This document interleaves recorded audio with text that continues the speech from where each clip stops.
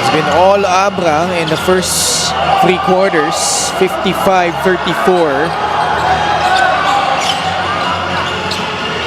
You see those 16 points per quarter na output in the second and the third. And then another 16 for Batangas. That 16-point output is pretty good for the Rum Masters, considering where they came from. Ooh! As Batino was trying to go for that shot. Seda Blasa got in the way. Again, when Batangas City looks back at this ball game, they're just gonna look at Coach Mike first, yung mga failed opportunities to grab the defensive rebounds. Yes. And minsan pag nakukuha na nila yung rebound, either nasusunutan sila or they themselves lose the basketball. Yeah, those 19 offensive rebounds. They had 12 at the half and they got 7 more in the third quarter. Pinag-usapan nga natin kanina, if you take away the 12 offensive rebounds, naka 25 attempts lang itong Abra Weavers at the end of the first half. But then again, they had so much because of those offensive rebounds. Ildefonso, full head of steam. Ooh! Importante, got teed up by referee Karina Martin. Yeah, because King Importante was signaling, maybe a little contest on that ball, pero walang makakapigil talaga dito kay Dave. If you give him that much steam. This one, he points to the official and he says it's all ball. I felt that was too quick. Ooh. Ildefonso, mintis nga lang kanyang technical free throw, but he has 2 more at the line. Oh boy, man. It's a rare off night for Dave Ildefonso. Davis 0 out of 2 right now. He makes the third one. And he hasn't scored in single digits in scoring so far this season. All 24 games that they've played, he's had at least 10 points. Like ayon. But I'm sure yung Dave Ildefonso focusing on other things, tingin ko makakatulong para dito sa Abra Weavers. You can't be too dependent on Dave from the tough games in the playoffs. Some other guys gotta rise up in terms of their performance. Oh, what a rebound by Dave. Batino though fails to contain that pass from CJ Austria. But you love the effort of Batino though. He quite came off running in transition together with the guards. 58-34. Still an opportunity here for Batangas City, but time clearly not on their side, though there's still a lot of time left on the clock. 58-34 ang ating talaan, 24-point lead para dito sa Abra. 8.5 remaining in the fourth quarter. You've got to bring this down real quick for Batangas Rum Masters. You're down 24. And I hope is at least maybe half of at least at the 5-minute mark, you bring this down to what, 15 maybe? And then give yourselves a fighting chance to try and snatch this one against the Abra Weavers. Nice pass. Plaza, 2 more points underneath. And again, Jong Baloria making the good reads, finding the open man. He does it again here in the fourth quarter. Ildefonso, pinabantayan ni Jong Baloria. He's gonna attack this. He feels he's got a mismatch. Changing direction, Ildefonso puts it in. That streak of scoring at least 10 points still alive. Oh, the moment that cross match happened, Dave knew he had advantage, so he quickly attacked it. Plaza, pubukol sa 3, Mintes. Ochea the rebound at may tulak laban kay Mike Ayonayon. Mike's gonna be called for a foul. And a lot of that really has to do with Jong Baloria really just staying active and giving them a shot at it. Good pass right there to set a blast down the middle. And ito naman, yung nakita ni Dave na mismatch, atakihin ko na to. Foul ulit laban sa Abra. And that's the 4th team foul now, and so if they get them into penalty, that might be one thing that they want to keep on going at it. Ochea, hook shot, mintis pa din. Bola napunta kay Encho Serrano. And it's really just tough trying to finish against that defense of the Abra Weavers. Patino got pushed. Lucid call for that foul. Mark Cruz, good thing he's back in harness after injuring his ankle earlier. Ryan Batino at the line. Itong free throw na ito, did sa atin ng Extreme Appliances, saksubok at kompletong appliance brand ng Pilipinas. And bukod din sa hindi nila natatapos with a clean defensive rebound for Batangas, ang dami ring instances, Coach Mike, na maubos na yung shot clock. They were playing good defense for a good 20, 21, 22 seconds. Yes. And then at the last second, give up sila ng foul. Sayang yung mga pagkakataon, no? Para dito sa Ramasa. But they still have time here. And they gotta be quick in scoring, though. Nice pass by Isid. Valoria open for free but just couldn't knock it down. Ooh! Yeah, that elbow got stuck out. Si Gio Chu naman, tinawagan ng technical foul dito. Nakagulat yung mga bungguan sa ilalim eh. Kasi talagang labanan ng rebound eh between these two teams. Jay Castroverde making the call. He also called that technical foul against Dave earlier. Yeah. On that flop. Yeah.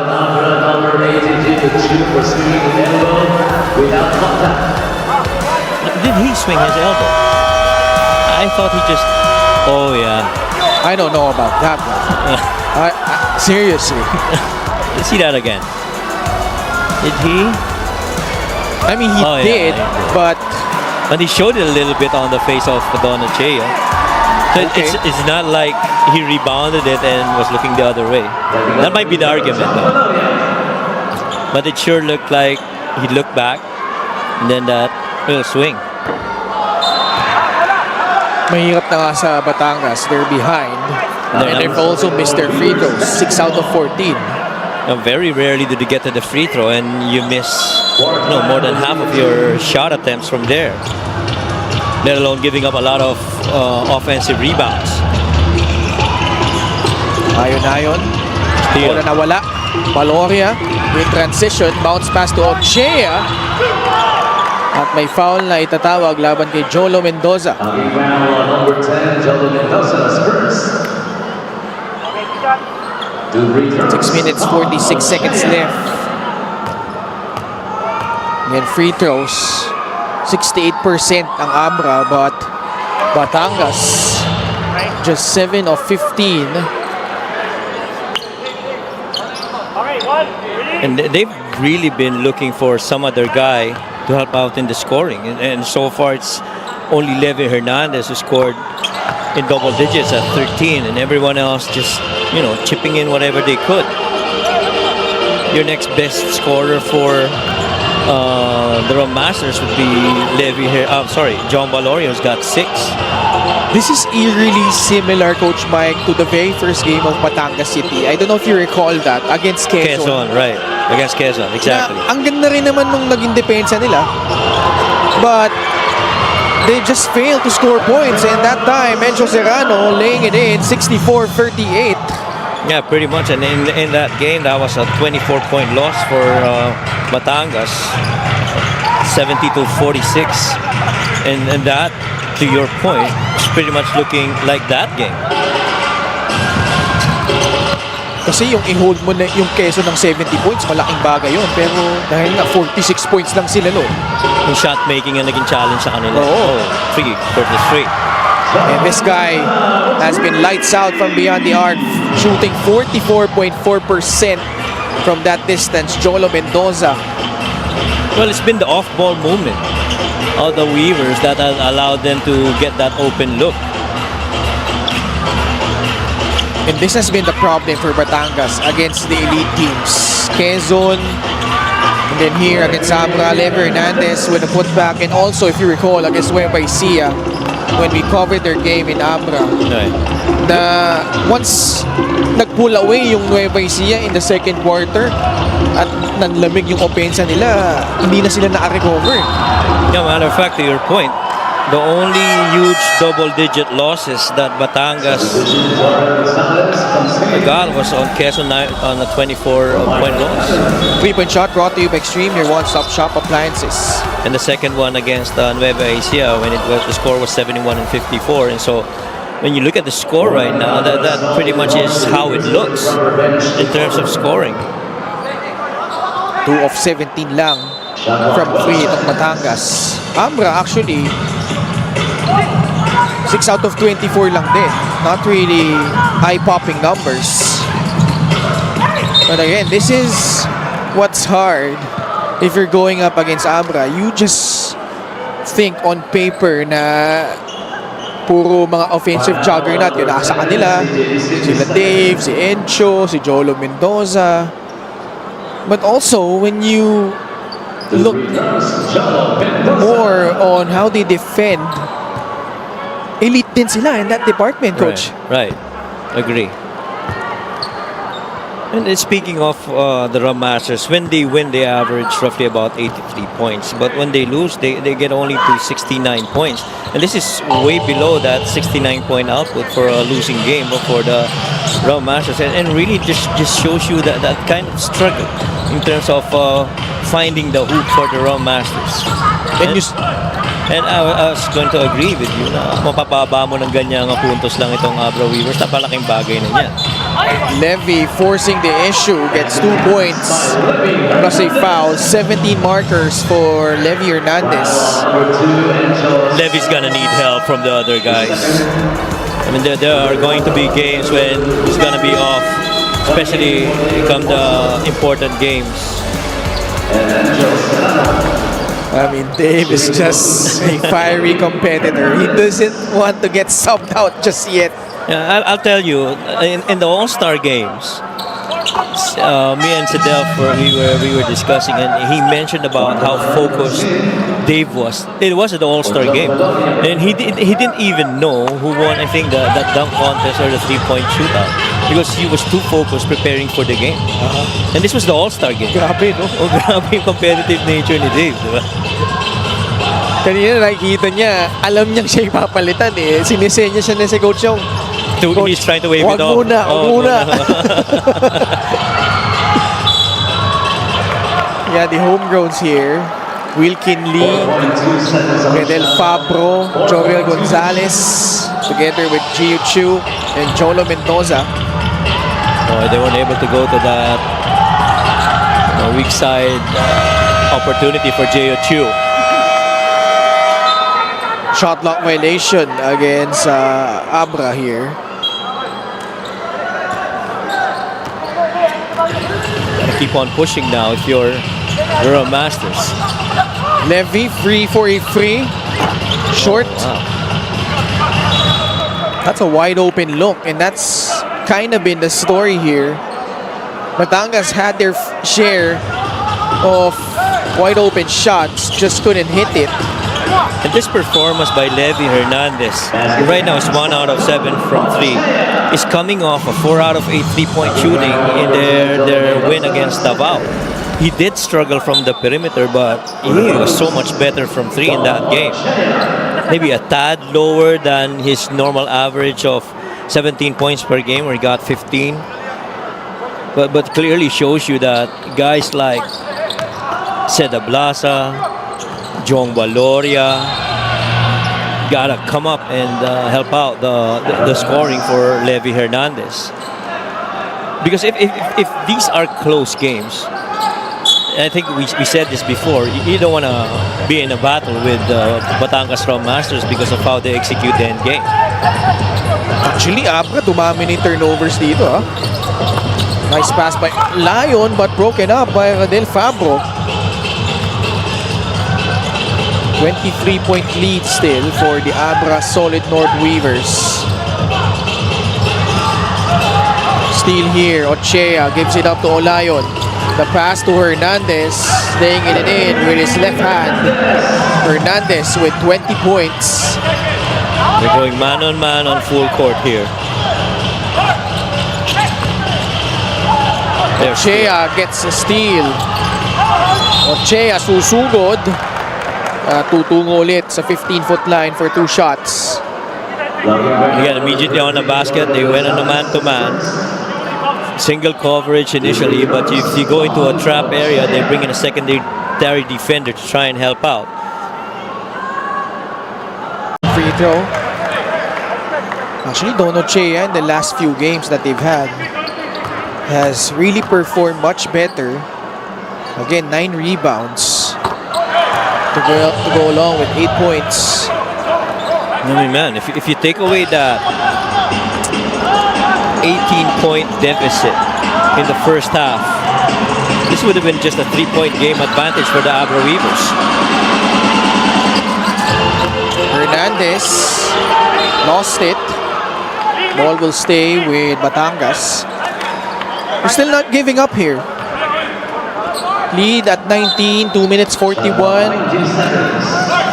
Most of their main guys still in there, led by Levi Hernandez, who will rise up and reel in that jumper. 22 points for Sniper de Mexico. It's down to 17 here. Full court pressure again. Jolo gives it up to Jorel Gonzalez. Still a 17-point advantage for Abra. Time winding down here para sa Batangas City. J.O. Chu will slam it down with 2 hands. Nice pass from Wilkin Lee. Boy, they've been waiting for that moment on that short roll from J.O. Chu. And that time, J.O. made sure he hammers it down. Levi Mintes. Wilkin Lee. And that's probably gonna do it. Abra again looking good. Still at the top of the mountain here. Mendoza, Mintes got it back. Will fire from the outside. Mintes pa din. CJ will get it para dito sa Batangas City against Jorel Gonzalez. Ochea backing down Rodel Fabro. Skip pass to CJ Isit for free. Lead down to 16, but only 74 seconds remaining. The Rum Masters are not giving up here. They're staying the course. They probably need to foul though. They try to gain more possessions. Wilkin Lee, J.O. Chu again. Hard foul given up. And he gets it. J.O. Chu. J.O. Chu really just being in, really that force underneath. This time around, that little pocket pass intended for J.O. Chu on that short roll of that cross match with Levi Hernandez. And then again, the other end. You see him once again drawing that defender, and Don Ochea trying to tag him from behind as J.O. Chu once again brings that home. Now, if you look at the remaining schedule for Batangas City, after this one, they still have 2 games left. They'll go up against Bulacan, certainly a winnable game. And then, on their last assignment, kalaban naman nila ang Mindoro Tamaraws. So with this impending loss, they'll fall down to 18-9. So the most wins that they could get is at 20. Right. Now, Zamboanga, also with a 17-9 record, the most wins na pwede rin for Zamboanga is 20. Assuming they win those 3 remaining games. So pag nag-end up na tabla silang dalawa, Zamboanga would have the higher seed by the win over the other role, since Zamboanga beat Batangas in San Fernando. That is right. You know, on Abra's situation, it sure looks like on this win, number one. Well, they have San Juan left in one of their remaining games, with the other 3 games being, lower tier teams. Well, they have a good shot of finishing at number 1. Pero madami pang pwedeng mangyari dyan. Correct. Dahil nga, banggit mo, maglalaban pa yung Abra. San Juan, Abra still has teams like Pasig, Davao, and Mindoro. Although, definitely heavily favored to win all those matches.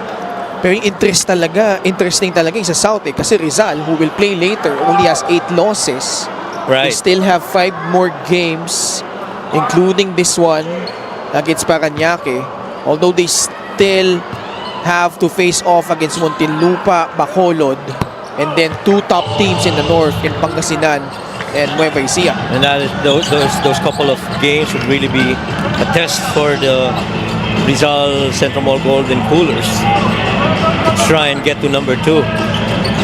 So yung race for that number 2 spot is gonna be very intriguing for those teams I've mentioned, Batangas, Zamboanga, and Rizal. 74-58, Abra, still the hottest team in the league right now. 22 straight wins. Boy, looking good despite probably the worst outing of Dave Ildefonso here in the Mpbl, finishing with just 10 points. But man,